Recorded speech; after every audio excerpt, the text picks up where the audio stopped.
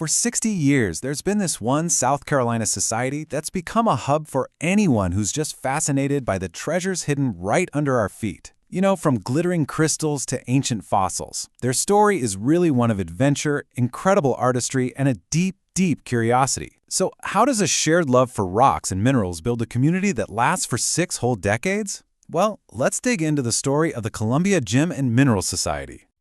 Long before there were any clubs or shows, there was just this fundamental process. This little quote from way back in 1817, it just perfectly captures the essence of geology, doesn't it? These slow, powerful forces that turn mountains into sand and gravel. You could almost say it's the scientific bedrock for the passion that's fueled this whole community for decades. And for the last 6 decades, the members of the Columbia Gem and Mineral Society have been doing just that, sifting through that sand and gravel, both literally and figuratively, to uncover some incredible beauty and to build some really lasting connections. Just like the minerals they collect, the society itself has been shaped by time, pressure, and, some changing environments. Okay, so the journey kicks off back in 1965. It was originally called the Central South Carolina Gem and Mineral Society, and you can actually find mentions of it in old local papers like The State and the Columbia Record. Just a year later, their newsletter gets its famous name, Rocky Trails. Now fast forward through decades of growth and you start to see some recent changes. The end of their long-term workshop lease in Casey, and by the way, that's pronounced Casey, and then a move from their 50-year meeting home at the McKissick Museum. But here they are, resilient as ever, heading straight into their 60th anniversary. So what is really at the heart of this society? Well, for a lot of people, it's the absolute thrill of the hunt. It's the field trips that turn a regular weekend into a genuine treasure hunt. Let's check out a few of their favorite spots. First up, Diamond Hill Mine, right here in Abbeville, South Carolina. This place is the real deal, an authentic, world-class collecting site. We are talking about digging for spectacular amethyst crystals, some with these unique, hollowed-out skeletal formations right alongside smoky and clear quartz. It's an absolutely premier location right in our backyard. And then you've got Graves Mountain over in Georgia, which is famous for its incredible rutile crystals. But collectors there also find these stunning specimens of kyanite, lazulite, and even iridescent hematite. It's a totally different geological environment, which means a whole new set of amazing minerals to discover. And for anyone dreaming of finding precious gems, there's Props Farm up in North Carolina. This place is known for yielding euhedral corundum crystals. Now, euhedral just means they're perfectly formed, with these sharp, really recognizable faces. And of course, corundum is the mineral that gives us both rubies and sapphires. Finding one of those, that's the ultimate rock hounding prize.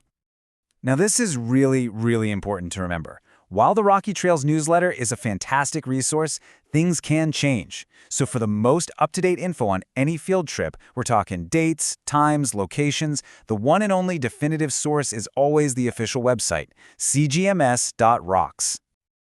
Finding a beautiful rock is only half the fun. The other half is the art of lapidary, transforming that rough stone into a polished gem. And what's so cool is how accessible this whole process can be. To make a cabochon, that's a smooth, domed stone you see in jewelry, you start by sawing a slice or a slab from a larger rock. Then you grind it down to the shape you want, you smooth it out on finer and finer wheels, and then finally, you bring out that brilliant shine with a polish. It is such a rewarding process, turning a piece of the earth into a true work of art. And the Society has always been this amazing hub for hands-on learning. Over the years, they've offered classes in everything from the ancient art of flint knapping and intricate wire weaving to gem identification and the super precise work of faceting. It's a place where you can constantly learn new skills. So beyond the field trips and the workshop, the Society is, at its core, a community. It's a community built around a shared passion for learning. At its heart, the Columbia Gem and Mineral Society is a nonprofit educational organization. Their entire mission is to get people excited about earth sciences and the lapidary arts. And it's not some exclusive club either. Anyone with even a little bit of curiosity is welcome to come to a meeting and just see what it's all about. And the monthly meetings are really where this mission just comes to life. Look at the variety here. Members have learned about Antarctic fossils, gotten hands-on advice for collecting on Edisto Beach, taken a virtual trip to the fossil beds of Wyoming with Ron All, that's pronounced Ron All, and have seen incredible gems found right here in South Carolina.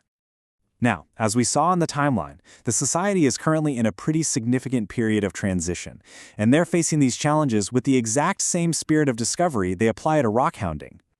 So, the society is in a major transition right now. After half a century of meeting at the McKissick Museum and years in a dedicated workshop, they're now actively searching for a new permanent home. This means their meeting and workshop locations are announced monthly. So again, the absolute best way to stay in the loop is to check the Rocky Trails newsletter and, you guessed it, the cgms.rocks website for all the latest information. All of this passion, all this knowledge, and this incredible community, it all comes together once a year in their biggest public event. It's basically an open invitation for everyone to come and discover this fascinating world. Every single November, the Society puts on its main event, the annual Gem and Mineral Show. And we are not talking about a small club gathering here. This is a massive public event that draws over 1,200 attendees in recent years.